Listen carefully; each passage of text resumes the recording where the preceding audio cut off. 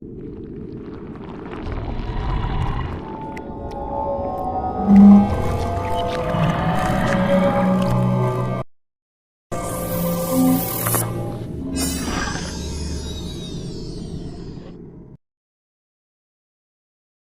students, here is Ramandeep Kaur and welcome you all on my YouTube channel Education Booster. Static GK series ਦਾ ਇਹ 4th part ਹੈ। Mails ਦੇ ਬਾਰੇ ਆਪਾਂ cover ਕਰ ਚੁੱਕੇ ਹਾਂ ਪਹਿਲੇ 3 ਪਾਰਟਸ ਦੇ ਵਿੱਚ। ਜਿਨ੍ਹਾਂ ਨੇ ਉਹ ਵੀਡੀਓਜ਼ ਨਹੀਂ ਦੇਖੀਆਂ ਤਾਂ ਪਲੀਜ਼ ਉਹਨਾਂ ਨੂੰ ਵਿਜ਼ਿਟ ਕਰੋ ਪਹਿਲਾਂ। ਸਟੈਟਿਕ ਜੀਕੇ ਦੀ ਸੀਰੀਜ਼ ਦੇ ਵਿੱਚ ਆਪਾਂ ਸਾਰੀ ਹੀ ਸਟੈਟਿਕ ਜੀਕੇ ਕਵਰ ਕਰਾਂਗੇ ਕਿਉਂਕਿ ਮੋਸਟਲੀ ਸਟੂਡੈਂਟਸ ਕੀ ਕਰਦੇ ਨੇ ਕੰਪੀਟੀਟਿਵ ਐਗਜ਼ਾਮਸ ਦੇ ਲਈ polity, history, geography, current affairs ਇਹ ਸਾਰਾ ਕੁਝ ਤਾਂ ਕਰ ਲੈਂਦੇ ਨੇ ਬਟ ਸਟੈਟਿਕ ਜੀਕੇ ਇਹ ਕਹਿ ਕੇ ਛੱਡ ਦਿੰਦੇ ਆ ਕਿ ਇਹਦੇ ਤੇ ਰੱਟਾ ਹੈ ਤੇ ਰੱਟਾ ਇੰਨਾ ਲੱਗਦਾ ਨਹੀਂ ਹੈ ਨਾ। ਤਾਂ ਆਪਾਂ ਇਹ ਸੀਰੀਜ਼ ਇਸੇ ਲਈ ਸਟਾਰਟ ਕੀਤੀ ਹੈ ਸੋ ਦੈਟ ਤੁਸੀਂ ਇਹਨੂੰ ਕਰ ਸਕੋ ਔਰ ਹਰ ਸੰਡੇ ਆਪਾਂ ਇਹਦਾ ਕੁਇਜ਼ ਆਪਣੇ ਟੈਲੀਗ੍ਰਾਮ ਗਰੁੱਪ ਦੇ ਵਿੱਚ ਕਰਿਆ ਕਰਾਂਗੇ। ਸੋ ਮੇਕ ਸ਼ੋਰ ਕਿ ਤੁਸੀਂ ਉਸ ਗਰੁੱਪ ਨੂੰ ਜੁਆਇਨ ਕਰ ਲਓ ਹੈ ਨਾ। ਤਾਂ ਡਿਸਕ੍ਰਿਪਸ਼ਨ ਦੇ ਵਿੱਚ ਉਹਦਾ ਲਿੰਕ ਮੈਂ ਦੇ ਦੂੰਗੀ ਤਾਂ ਉਹਨੂੰ ਉੱਥੋਂ ਤੁਸੀਂ ਜੁਆਇਨ ਕਰ ਸਕਦੇ ਹੋ ਐਜੂਕੇਸ਼ਨ ਬੂਸਟਰ ਦੇ ਗਰੁੱਪ ਨੂੰ। ਵਿਦਆਊਟ ਐਨੀ ਫਰਦਰ ਡਿਲੇ ਆਪਾਂ ਸਟਾਰਟ ਕਰਦੇ ਹਾਂ ਸਟੈਟਿਕ ਜੀਕੇ ਦੀ ਇਹ ਸੀਰੀਜ਼। ਇਹਦੇ 'ਚੋਂ ਕੋਈ 3-4 ਪੁਆਇੰਟ ਮੈਂ ਐਵੇਂ ਦੇ ਚੱਕ ਕੇ ਉਹਨਾਂ ਦੀ ਡਿਟੇਲ ਤੇ ਐਕਸਪਲੇਨੇਸ਼ਨ ਦੇਵਾਂਗੀ ਤੁਹਾਨੂੰ ਕਿਉਂਕਿ ਸਾਰਿਆਂ ਦੀ ਦੇਣੀ ਇੰਨੀ ਪੋਸੀਬਲ ਨਹੀਂ ਹੈ ਤੇ ਮੈਂ ਵੀਡੀਓ ਦੀ ਟਾਈਮ ਲਿਮਿਟ ਵੀ ਕਵਰ ਕਰਨ ਦੀ ਕੋਸ਼ਿਸ਼ ਕਰਦੀ ਹੁੰਦੀ ਹਾਂ 10 ਮਿੰਟ ਦੇ ਵਿੱਚ। ਤਾਂ ਜਿਹੜੇ ਟੌਪਿਕਸ ਕਰਵਾਉਂਗੀ ਡਿਟੇਲ ਦੇ ਵਿੱਚ ਉਹ ਵਧੀਆ ਤਰੀਕੇ ਨਾਲ ਕਰਾਉਂਗੀ ਰੈਦਰ ਦੈਨ ਕਿ ਆਪਾਂ ਸਾਰੇ ਹੀ ਕਵਰ ਕਰੀਏ, ਫਿਰ ਵੀਡੀਓ ਬਹੁਤ ਜ਼ਿਆਦਾ ਲੰਬੀ ਹੋ ਜਾਊਗੀ। ਹਾਂਜੀ, ਪਹਿਲਾ ਪੁਆਇੰਟ ਕੀ ਹੈ ਆਪਣਾ? ਫਸਟ ਪੁਆਇੰਟ ਹੈਗਾ the first women prime minister of India. India ਦੇ ਪਹਿਲੇ ਵਿਮਨ ਪ੍ਰਾਈਮ ਮਿਨਿਸਟਰ ਕਿਹੜੇ ਹੋਏ ਨੇ? ਇਹਨਾਂ ਦਾ ਨੇਮ ਸਭ ਨੂੰ ਪਤਾ ਇੰਦਰਾ ਗਾਂਧੀ ਹੈ ਨਾ, ਸਭ ਨੂੰ ਹੀ ਇਹਨਾਂ ਦਾ ਨੇਮ ਪਤਾ ਹੋਊਗਾ, ਦੱਸਣ ਦੀ ਜ਼ਿਆਦਾ ਜ਼ਰੂਰਤ ਹੈ ਨਹੀਂ ਗੀ। ਤਾਂ ਇੰਦਰਾ ਗਾਂਧੀ ਦੇ ਰਿਲੇਟਡ 2-3 ਪੁਆਇੰਟਸ ਤੁਸੀਂ ਹੋਰ ਯਾਦ ਰੱਖ ਸਕਦੇ ਹੋ। ਇੱਕ ਤਾਂ ਫਸਟ ਲੇਡੀ PM ਸੀ, ਇੱਥੋਂ ਹੋ ਗਿਆ ਪੁਆਇੰਟ ਇਹ ਯਾਦ। ਇੱਕ ਇਹ ਪਹਿਲੇ ਇਹੋ ਜਿਹੇ ਲੇਡੀ ਪ੍ਰਾਈਮ ਮਿਨਿਸਟਰ ਸੀਗੇ ਜਿਨ੍ਹਾਂ ਨੂੰ ਭਾਰਤ ਰਤਨ ਰਿਸੀਵ ਹੋਇਆ। ਠੀਕ ਹੈ, ਭਾਰਤ ਰਤਨ ਰਿਸੀਵ ਹੋਇਆ। ਹੁਣ ਅਗੇਨ ਦੇਖੋ ਭਾਰਤ ਰਤਨ ਆ ਗਿਆ ਜਿਹਦੇ ਬਾਰੇ ਮੈਂ ਪਹਿਲੀਆਂ ਮੇਲ ਜਦੋਂ ਕਰਵਾਇਆ ਸੀ ਤੁਹਾਨੂੰ ਮੈਂ ਫਸਟ ਇਨ ਇੰਡੀਆ ਮੇਲ ਤਾਂ ਉਦੋਂ ਡਿਸਕਸ ਕਰਵਾਇਆ ਸੀਗਾ ਕਿ ਭਾਰਤ ਰਤਨ ਦੀ ਸ਼ੁਰੂਆਤ 1954 ਦੇ ਵਿੱਚ ਹੋਈ ਸੀ ਤੇ ਆਪਣਾ ਇਹ ਹਾਈਐਸਟ ਸਿਵਿਲਿਅਨ ਅਵਾਰਡ ਹੈ। ਠੀਕ ਹੈ, ਤਾਂ ਇਹ ਪੁਆਇੰਟ ਹੋ ਗਿਆ ਇੱਕ। ਤਾਂ ਸੈਕਿੰਡ ਪੁਆਇੰਟ ਤੁਸੀਂ ਯਾਦ ਰੱਖ ਸਕਦੇ ਹੋ ਇੰਦਰਾ ਗਾਂਧੀ ਦੇ ਰਿਲੇਟਡ ਕਿ ਇਹ ਪਹਿਲੀ ਲੇਡੀ ਪ੍ਰਾਈਮ ਮਿਨਿਸਟਰ ਸੀਗੀ ਜਿਹਦਾ ਅਸੈਸੀਨੇਸ਼ਨ ਹੋਇਆ ਸੀ। ਜਿਹਦਾ ਕੀ ਹੋਇਆ ਸੀ? ਇਹ ਪਾਈ ਇਹ ਅਸੈਸੀਨੇਸ਼ਨ। ਅੱਛਾ, ਅਸੈਸੀਨੇਸ਼ਨ ਦਾ ਮਤਲਬ ਕੀ ਹੁੰਦਾ? ਹੱਤਿਆ ਹੁੰਦਾ। ਬੇਸਿਕਲੀ ਜਦੋਂ ਪੋਲੀਟੀਕਲ ਲੀਡਰ ਦੀ ਹੱਤਿਆ ਕਰੀ ਜਾਂਦੀ ਹੈ ਨਾ ਉਹਦੇ ਲਈ ਵਰਡ ਪਰਟੀਕੂਲਰ ਅਸੈਸੀਨੇਸ਼ਨ ਯੂਜ਼ ਹੁੰਦਾ ਤੇ ਇੰਦਰਾ ਗਾਂਧੀ ਦਾ ਅਸੈਸੀਨੇਸ਼ਨ ਹੋਇਆ ਸੀ, ਆਪਾਂ ਸਾਰਿਆਂ ਨੂੰ ਪਤਾ ਹੈ। ਤਾਂ ਇਹ 2 ਪੁਆਇੰਟਸ ਤੁਸੀਂ ਇਹਦੇ ਰਿਲੇਟਡ ਯਾਦ ਰੱਖ ਸਕਦੇ ਹੋ। ਨੈਕਸਟ ਹੈਗਾ the first women minister in government. ਤਾਂ ਇਹਨਾਂ ਦਾ ਨਾਮ ਹੈਗਾ ਰਾਜਕੁਮਾਰੀ ਅੰਮ੍ਰਿਤ ਕੌਰ। ਪਹਿਲੇ ਵਿਮਨ ਜਿਹੜੇ ਮਿਨਿਸਟਰ ਹੋਏ ਨੇ ਗਵਰਨਮੈਂਟ ਦੇ ਵਿੱਚ ਤਾਂ ਰਾਜਕੁਮਾਰੀ ਅੰਮ੍ਰਿਤ ਕੌਰ ਇਹਨਾਂ ਦਾ ਨੇਮ ਹੈ, ਇੰਪੋਰਟੈਂਟ ਹੈ। ਨੈਕਸਟ ਹੈਗਾ ਆਪਣਾ ਦਾ ਫਸਟ ਵਿਮਨ ਜੱਜ ਇਨ ਸੁਪਰੀਮ ਕੋਰਟ। ਹਾਂਜੀ, ਸੁਪਰੀਮ ਕੋਰਟ ਦੇ ਵਿੱਚ ਆਪਣੇ ਜੱਜ ਰਹੇ ਨੇ ਉਹ ਕਿਹੜੇ ਨੇਗੇ? ਫਾਤਿਮਾ ਬੀਵੀ। ਇਹਨਾਂ ਦਾ ਨੇਮ ਬਹੁਤ ਇੰਪੋਰਟੈਂਟ ਤੇ ਐਗਜ਼ਾਮਸ ਦੇ ਵਿੱਚ ਆਇਆ ਵੀ ਬਹੁਤ ਵਾਰ ਹੋਇਆ ਤਾਂ ਤੁਸੀਂ ਇਹਨੂੰ ਯਾਦ ਰੱਖਣਾ। ਜੇ ਹੁਣ ਸੁਪਰੀਮ ਕੋਰਟ ਤੋਂ ਮੈਂ ਬੇਸਿਕ ਇਨਫੋਰਮੇਸ਼ਨ ਦੀ ਗੱਲ ਕਰਾਂ ਜਿਹੜੀ ਤੁਸੀਂ ਯਾਦ ਰੱਖਣੀ ਹੈ ਉਹ ਹੁਣ ਇਸ ਤੋਂ ਬਾਅਦ ਜਦੋਂ ਵੀ ਸੁਪਰੀਮ ਕੋਰਟ ਆਊਗਾ ਨਾ ਇਹ ਥੋੜ੍ਹੇ ਜਿਹੇ ਪੁਆਇੰਟ ਰਿਵਾਈਜ਼ ਕਰ ਲੈਣੇ ਆ। ਸੁਪਰੀਮ ਕੋਰਟ ਕਿਹਦੇ ਅੰਡਰ ਬਣੀ ਸੀ? ਰੈਗੂਲੇਟਿੰਗ ਐਕਟ 1773 ਦੇ ਅੰਡਰ ਬਣੀ ਸੀ। ਅੱਛਾ, ਕਦੋਂ ਹੋਈ ਪਹਿਲੀ ਵਾਰੀ ਸੁਪਰੀਮ ਕੋਰਟ ਦੀ ਸਥਾਪਨਾ ਕਿੱਥੇ ਕੀਤੀ ਗਈ? ਕਲਕੱਤਾ ਦੇ ਵਿੱਚ 1774 ਦੇ ਵਿੱਚ। ਐਕਟ 73 ਵਾਲਾ ਸੀ, ਹੋਈ 74 ਦੇ ਵਿੱਚ ਸੀ। ਦੋਨੇ ਪੁਆਇੰਟ ਧਿਆਨ ਨਾਲ ਯਾਦ ਕਰ ਲਿਓ। ਤੇ ਜਦੋਂ ਪਹਿਲੇ ਚੀਫ ਜਸਟਿਸ ਬਣੇ ਇਹਦੇ, ਹੁਣ ਦੇਖੋ 73 ਦੇ ਵਿੱਚ ਆਪਣੀ ਕੋਈ ਆਜ਼ਾਦੀ ਤਾਂ ਹੋਈ ਨਹੀਂ ਸੀ ਤਾਂ ਓਬਵੀਅਸ ਜੀ ਗੱਲ ਹੈ ਕੋਈ ਅੰਗਰੇਜ਼ ਬੰਦਾ ਹੀ ਪਹਿਲਾ ਚੀਫ ਜਸਟਿਸ ਬਣਿਆ ਹੋਊਗਾ ਹੈ ਨਾ। ਤਾਂ ਉਹਦਾ ਨਾਮ ਕੀ ਹੈਗਾ? ਇੰਡੀਪੈਂਡੈਂਸ ਤੋਂ ਪਹਿਲਾਂ ਸੁਪਰੀਮ ਕੋਰਟ ਦਾ ਕਿਹੜਾ ਪਹਿਲਾ ਚੀਫ ਜਸਟਿਸ ਬਣਿਆ? ਉਹਨਾਂ ਦਾ ਨੇਮ ਹੈਗਾ ਜੀ ਸਰ ਅਲੀਜਾ ਇੰਫੇ। ਨੇਮ ਇਹਨਾਂ ਦਾ ਨੋਟ ਕਰ ਲਓ, ਯਾਦ ਰਹਿਣਾ ਚਾਹੀਦਾ ਅੱਗੇ ਤੋਂ ਤੁਹਾਨੂੰ। ਅੱਛਾ, ਹੁਣ ਜੇ ਮੈਂ ਇਹ ਤਾਂ ਹੋ ਗਈ ਗੱਲ ਆਜ਼ਾਦੀ ਤੋਂ ਪਹਿਲਾਂ ਦੀ। ਜੇ ਮੈਂ ਬਾਅਦ 'ਚ ਗੱਲ ਕਰਾਂ ਤਾਂ ਆਜ਼ਾਦੀ ਤੋਂ ਬਾਅਦ ਦਿੱਲੀ ਦੇ ਵਿੱਚ ਸੁਪਰੀਮ ਕੋਰਟ ਦੀ ਸਥਾਪਨਾ ਕਦੋਂ ਹੋਈ? 28 ਜਨਵਰੀ 1950। 26 ਜਨਵਰੀ 1950 ਨੂੰ ਆਪਣਾ ਸੰਵਿਧਾਨ ਲਾਗੂ ਹੋਇਆ ਨਾ, ਜਸਟ ਤੋਂ 2 ਦਿਨ ਬਾਅਦ ਦਿੱਲੀ ਦੇ ਵਿੱਚ ਇਹਦੀ ਸਥਾਪਨਾ ਕੀਤੀ ਗਈ। ਹੁਣ ਮੈਂ ਤੁਹਾਨੂੰ ਪਹਿਲਾਂ ਕਿਹਾ ਸੀਗਾ ਕਿ ਕਲਕੱਤਾ ਦੇ ਵਿੱਚ, ਹੁਣ ਮੈਂ ਕਹਿ ਰਹੀ ਹਾਂ ਦਿੱਲੀ ਦੇ ਵਿੱਚ। ਇਹ ਕਦੋਂ ਤਾਂ ਟਰਾਂਸਫਰ ਹੋਈ ਹੋਣੀ ਹੈ ਨਾ, ਕਦੇ ਤਾਂ ਟਰਾਂਸਫਰ ਹੋਈ ਹੋਣੀ ਹੈ ਇਹ ਇੱਥੋਂ ਇੱਥੇ। ਤਾਂ 1911 ਦੇ ਵਿੱਚ ਹੋਈ ਸੀ, ਇਹ ਵੀ ਪੁਆਇੰਟ ਯਾਦ ਰੱਖ ਲਿਓ। ਅੱਛਾ, ਜਿਹੜੀ ਹੁਣ ਇਹ ਦਿੱਲੀ ਵਾਲੀ ਹੈ ਇਹਦੇ ਜੇ ਮੈਂ ਪਹਿਲੇ ਜੱਜ ਦੀ ਗੱਲ ਕਰਾਂ ਜਾਂ ਮੈਂ ਗੱਲ ਕਰਾਂ ਕਿ ਆਪਣੇ ਆਜ਼ਾਦੀ ਤੋਂ ਬਾਅਦ ਜਿਹੜੇ ਪਹਿਲੇ ਆਪਣੇ ਜੱਜ ਬਣੇ ਉਹ ਕਿਹੜੇ ਸੀਗੇ chief justice of India first? ਤਾਂ ਉਹਨਾਂ ਦਾ ਨਾਮ ਸੀ ਜੀ ਹੀਰਾ ਲਾਲ ਜੇ ਕਾਨੀਆ। ਔਰ ਇਹ ਬਹੁਤ ਵਾਰ ਪੇਪਰ ਦੇ ਵਿੱਚ ਕੁਐਸਚਨ ਆਇਆ ਹੋਇਆ, ਇਹ ਕੁਐਸਚਨ ਨੂੰ ਵੀ ਯਾਦ ਰੱਖਣਾ ਹੈ। क्लीयर है जी इत्थों तक। तो इत्थे आपां कीता कि फस्ट विमेन जज जिहड़े सुप्रीम कोर्ट दे होए ने वो किहड़े नेगे, फातिमा बीवी। एक क्वेश्चन मैनूं याद आ गया सुप्रीम कोर्ट तो, जिहड़ा हाई कोर्ट दे पेपर क्लैरिकल एग्जाम दे विच आया सीगा।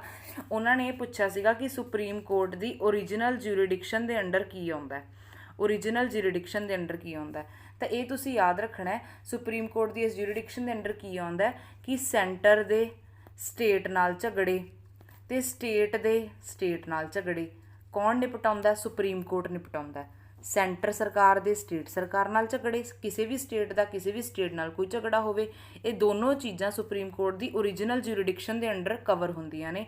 यह याद रख लेना है, पेपर च क्वेश्चन आया हुआ है। ठीक है, एक होर इंपॉर्टेंट पॉइंट दस देनी आ, ये तो ही क्लीयर कर देनी तुहानूं मैं। आर्टिकल 32 है ना जिहड़ा ये, जिन्हों BR अंबेडकर ने हार्ट एंड सोल कहा सीगा, की कहा सीगा, heart and soul of constitution कहा सी। तो आर्टिकल 32 राही आपां सीधा सुप्रीम कोर्ट जा सकते हैं, पर कदों जा सकते हैं, जदों फंडामेंटल राइट्स का विरोध हुंदा ना, उलंघन जिहड़े मौलिक अधिकार ने उन्हां दा जदों उलंघन हुंदा तां कोई परसन डायरैक्ट जा सकता है सुप्रीम कोर्ट। तो किहड़े आर्टिकल राही जाऊगा, आर्टिकल 32 राही। तो ये भी याद रखना पॉइंट। क्लीयर है जी। नैक्सट ते चलते हैं। नैक्सट की है the first women chief justice of high court.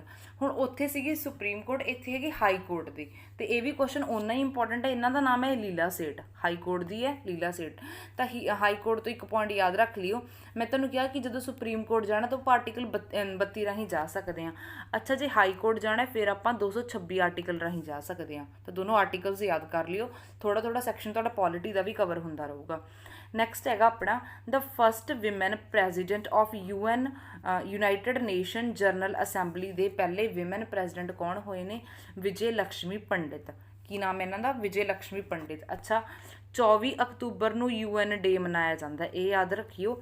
ठीक है, तो अच्छा मैनूं जिन्हां नूं स्टूडेंट्स नूं पता ना कि कदों UN की स्थापना हुई, वो ईयर कॉमेंट सैक्शन दे विच जरूर लिख के जाओ। नैक्सट पॉइंट है the first women chief minister of Indian state.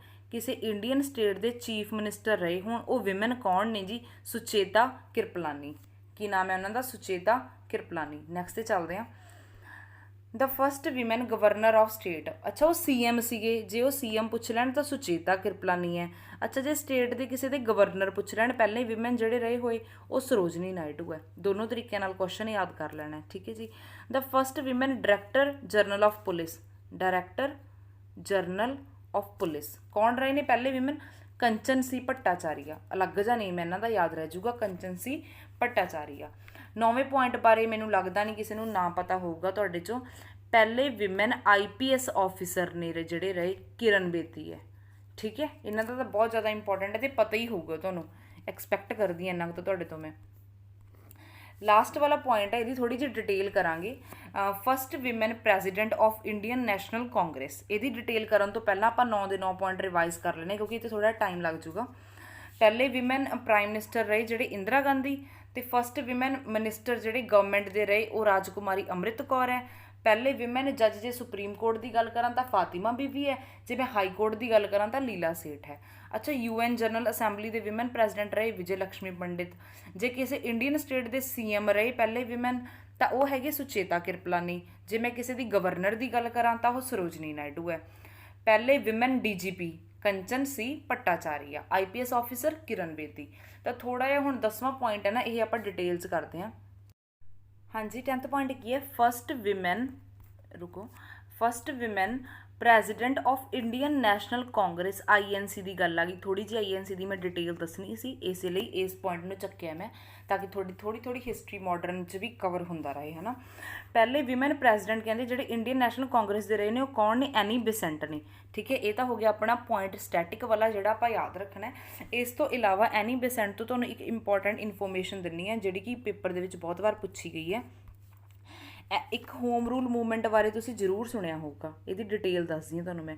Home rule movement, home rule movement ना 2 परसनस ने स्टार्ट की सी, BG तिलक ने, बाल गंगाधर तिलक ने ते एनी बेसेंट ने। एनी बेसेंट एक इरिश लेडी सीगी, एनी बेसेंट।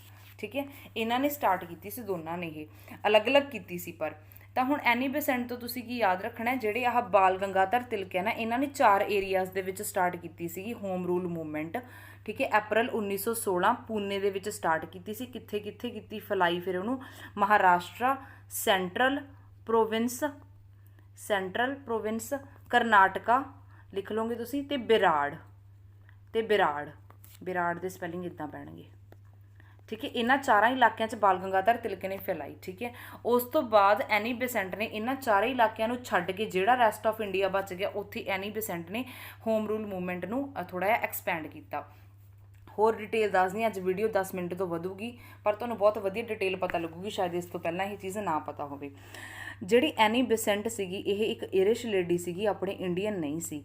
ਅੱਛਾ, ਇਹ ਇੰਡੀਆ ਦੇ ਵਿੱਚ ਕਿਉਂ ਆਏ ਸੀਗੇ ਐਨੀ ਬੇਸੈਂਟ? ਇਹ ਨਾ ਇੱਕ ਥਿਓਸੋਫੀਕਲ ਸੁਸਾਇਟੀ ਲੈ ਕੇ ਆਏ ਸੀਗੇ, ਥਿਓਸੋਫੀਕਲ सोसाइटी ਨੂੰ ਲੈ ਕੇ ਆਏ ਸੀ। ਇਹਦਾ ਇਸ ਸੁਸਾਇਟੀ ਦਾ ਮਤਲਬ ਨਾ ਥੀ ਵਰਡ ਹੈ ਜਿਹੜਾ ਗੋਡ ਨਾਲ ਰਿਲੇਟਡ ਹੁੰਦਾ, ਤੇ ਸੋਫੀਕਲ ਦਾ ਮਤਲਬ ਵਿਜ਼ਡਮ, ਮਤਲਬ ਇਹੋ ਜਿਹਾ ਲਿਟਰੇਚਰ ਲੋਕਾਂ ਨੂੰ ਰੀਡ ਕਰਾਉਣਾ ਕਿ ਜਿਹਦਾ ਸੰਬੰਧ ਨਾ ਗੋਡ ਨਾਲ ਹੋਵੇ। ਤਾਂ ਐਨੀ ਬੇਸੈਂਟ ਇਸ ਪਰਪਸ ਤੋਂ ਇੰਡੀਆ ਦੇ ਵਿੱਚ ਆਏ ਸੀ ਤੇ ਇਹ ਥਿਓਸੋਫੀਕਲ ਸੁਸਾਇਟੀ ਦੇ ਲਈ ਹੀ ਕੰਮ ਕਰਦੇ ਸੀ, ਉਹਨੂੰ ਫੈਲਾਉਣ ਦਾ ਕੰਮ ਕਰ ਰਹੇ ਸੀਗੇ ਇੰਡੀਆ ਦੇ ਵਿੱਚ। ਉਦੋਂ ਇਹਨਾਂ ਨੇ ਦੇਖਿਆ ਕਿ ਇੰਡੀਅਨ ਲੋਕ ਨੇ ਜਿਹੜੇ ਬ੍ਰਿਟਿਸ਼ਰਸ ਦੀ ਗਿਰਫਤ ਦੇ ਵਿੱਚ ਫਸੇ ਹੋਏ ਆ, ਹੈ ਨਾ। ਫਿਰ ਇਹਨਾਂ ਨੇ ਇਹ ਮਤਲਬ INC ਜਦੋਂ ਜੁਆਇਨ ਕੀਤੀ ਨਾ, ਇੰਡੀਅਨ ਨੈਸ਼ਨਲ ਕਾਂਗਰਸ ਜਿਹੜੀ ਕਿ 1885 ਦੇ ਵਿੱਚ ਬਣੀ ਸੀ, ਠੀਕ ਹੈ। ਇਹਨਾਂ ਨੇ ਜਦੋਂ ਇਹ ਜੁਆਇਨ ਕੀਤੀ ਤਾਂ ਇਹਨਾਂ ਨੇ ਉੱਥੇ ਇਹ ਸਪੀਚ ਦੇ ਵਿੱਚ ਕਿਹਾ ਕਿ ਤੁਸੀਂ ਇੱਥੇ ਵੀ ਉਵੇਂ ਹੀ ਚਲਾਓ, ਇੱਕ ਹੋਮ ਰੂਲ ਮੂਵਮੈਂਟ ਚਲਾਓ ਜਿਹਦੇ ਨਾਲ ਤੁਸੀਂ ਇੰਡੀਆ ਦੇ ਵਿੱਚ ਆਜ਼ਾਦੀ ਲੈ ਸਕਦੇ ਹੋ। ਇਹਨਾਂ ਨੇ ਇਹ ਗੱਲ ਕਿਉਂ ਕਹੀ ਸੀ? ਕਿਉਂਕਿ ਜਿਹੜਾ ਆਇਰਲੈਂਡ ਸੀਗਾ ਉਹ ਵੀ ਬ੍ਰਿਟੇਨ ਦੇ ਅੰਡਰ ਸੀਗਾ, ਠੀਕ ਹੈ। ਤਾਂ ਉੱਥੋਂ ਦੇ ਲੋਕਾਂ ਨੇ ਨਾ ਹੋਮ ਰੂਲ ਮੂਵਮੈਂਟ ਚਲਾਈ ਸੀਗੀ ਤੇ ਉਹ ਮੂਵਮੈਂਟ ਉੱਥੇ ਸਕਸੈਸਫੁਲ ਰਹੀ ਸੀ ਤੇ ਉਹ ਲੋਕ ਆਜ਼ਾਦ ਹੋ ਗਏ ਸੀਗੇ। ਇਸੇ ਕਰਕੇ ਇਹਨਾਂ ਨੇ ਇਹ INC ਦੇ ਵਿੱਚ ਕਿਹਾ ਜੇ ਤੁਸੀਂ ਵੀ ਚਲਾਓਗੇ ਤਾਂ ਤੁਸੀਂ ਵੀ ਆਜ਼ਾਦ ਹੋ ਸਕੋਗੇ, ਠੀਕ ਹੈ। ਪਰ ਇਹਨੇ INC ਨੂੰ 1 ਸਾਲ ਦਾ ਟਾਈਮ ਦਿੱਤਾ ਸੀਗਾ ਕਿ 1 ਸਾਲ ਦੇ ਵਿੱਚ ਜੇ ਤੁਸੀਂ ਲਾਂਚ ਕਰਤੀ ਤਾਂ ਠੀਕ ਹੈ, ਅਦਰਵਾਈਜ਼ ਨਹੀਂ ਫਿਰ ਮੈਂ ਕਰ ਦੂੰਗੀ। ਪਰ 1 ਸਾਲ ਦੇ ਵਿੱਚ ਇਹਨਾਂ ਨੇ INC ਵਾਲਿਆਂ ਨੇ ਆਪਣੇ ਵੱਲੋਂ ਕੁਝ ਵੀ ਲਾਂਚ ਨਹੀਂ ਕੀਤਾ ਹੋਮ ਰੂਲ ਮੂਵਮੈਂਟ ਵਰਗਾ। ਪਰ ਉਸ ਦੇ ਵਿੱਚ ਬਾਲ ਗੰਗਾਧਰ ਤਿਲਕ ਮੌਜੂਦ ਸੀਗੇ, ਤਾਂ ਬਾਲ ਗੰਗਾਧਰ ਤਿਲਕ ਨੇ ਆਪਣੇ ਵੱਲੋਂ ਹੀ ਸਟਾਰਟ ਕਰਤੀ ਹੋਮ ਰੂਲ ਮੂਵਮੈਂਟ। ਤਾਂ BG ਤਿਲਕ ਨੇ ਕਦੋਂ ਸਟਾਰਟ ਕੀਤੀ ਸੀ? ਇਹ ਅਪ੍ਰੈਲ 1916 ਦੇ ਵਿੱਚ ਪੁਣੇ ਦੇ ਵਿੱਚ, ਠੀਕ ਹੈ। ਇਹ ਯਾਦ ਰੱਖਣਾ ਹੈ। ਤੇ ਜੇ ਮੈਂ ਐਨੀ ਬੇਸੈਂਟ ਦੀ ਗੱਲ ਕਰਾਂ, ਐਨੀ ਬੇਸੈਂਟ ਨੇ ਬਹੁਤ ਵੇਟ ਕੀਤੀ ਹੈ ਨਾ ਕਿ INC ਲਾਂਚ ਕਰੇ, ਪਰ ਜਦੋਂ ਉਹਨਾਂ ਨੇ ਲਾਂਚ ਹੀ ਨਹੀਂ ਕੀਤੀ ਫਿਰ ਐਨੀ ਬੇਸੈਂਟ ਨੇ ਖੁਦ ਤੋਂ ਸਟਾਰਟ ਕਰਤੀ ਸੀ, ਠੀਕ ਹੈ। ਤੇ ਸੁਬਰਮਨੀਅਨ ਅਯਰ ਨੇ ਇਹਨਾਂ ਦਾ ਸਾਥ ਦਿੱਤਾ ਸੀਗਾ।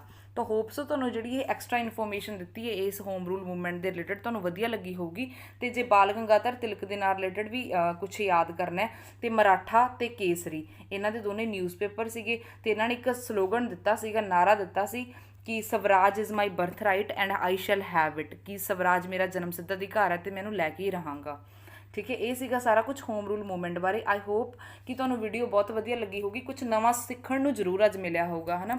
ਤਾਂ ਪਲੀਜ਼ ਜੇ ਨਵਾਂ ਸਿੱਖਣ ਨੂੰ ਮਿਲਿਆ ਵੀਡੀਓ ਨੂੰ ਲਾਈਕ ਕਰਕੇ ਨਾ ਚੈਨਲ ਨੂੰ ਸਬਸਕ੍ਰਾਈਬ ਕਰ ਦਿਓ ਤੇ ਪਲੀਜ਼ ਇਹਨੂੰ ਸ਼ੇਅਰ ਕਰ ਦਿਓ, ਕਮੈਂਟਸ ਦੇ ਵਿੱਚ ਆਪਣੀ ਫੀਡਬੈਕ ਦੇ ਕੇ ਜਾਈਓ ਤੇ ਜੋ ਵੀ ਕੁਐਸਚਨ ਮੈਂ ਪੁੱਛਿਆ ਤੁਹਾਨੂੰ UN ਅਸੈਂਬਲੀ, ਹੈ ਨਾ, UN ਕਦੋਂ ਬਣੀ ਸੀ ਉਹਦਾ ਆਨਸਰ ਜ਼ਰੂਰ ਕਰਕੇ ਜਾਈਓ।